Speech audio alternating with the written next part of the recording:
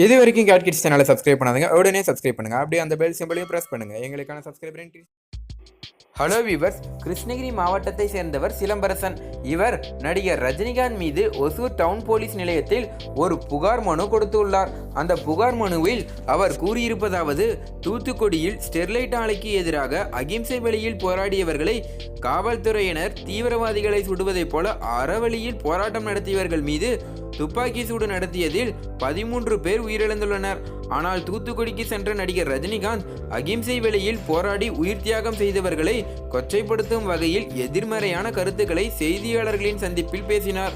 அறவழியில் போராட்டத்தில் ஈடுபட்டவர்களை சமூக விரோதிகள் என்று ரஜினி தெரிவித்தார். இது போன்ற பொய்யான கருத்தை அவர் மக்களிடம் பரப்பியுள்ளார். மொத்த தமிழக மக்களின் உணர்வுகளையும் உரிமைகளையும் தியாகங்களையும் கொச்சைப்படுத்தும் வகையில் அவர் பேசியிருக்கிறார். மக்களின் போராட்டங்களை கொச்சைப்படுத்தும் வகையில் பேசிய அவர் மீது வழக்கு பதிவு செய்து நடவடிக்கை எடுக்க வேண்டும். இவ்வாறு அந்த புகார் மனுவில் அவர் குறிப்பிட்டிருந்தார். மேலும் இது குறித்து ரஜினி ரசிகர்களிடம் கேட்டபோது அவன் ஒரு பைத்தியக்காரன், ஏனென்றால் சுட்டது கொன்றது எல்லாமே அந்த தமிழக அரசும் போலீஸ்காரரும் தான்.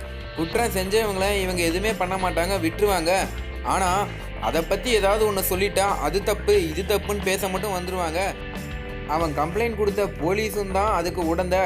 போலீஸ் தான் மொத்தமாக 13 பேரை சுட்டு கொன்னது, அதை கேட்க அவனுக்கு வக்கு இல்லை அப்படிங்கிற மாதிரி ரஜினி ரசிகர்கள் பல பேர் அந்த கம்ப்ளைண்ட் கொடுத்தவன் மேலே ரொம்ப கடுப்பில் இருக்காங்கன்னே சொல்லலாம்.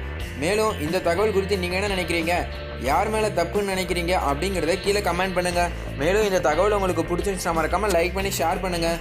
இது போல் பல தகவலை தெரிஞ்சுக்கொள்ள நம்ம சேனலை உடனே சப்ஸ்கிரைப் பண்ணுங்கள். தேங்க்யூ.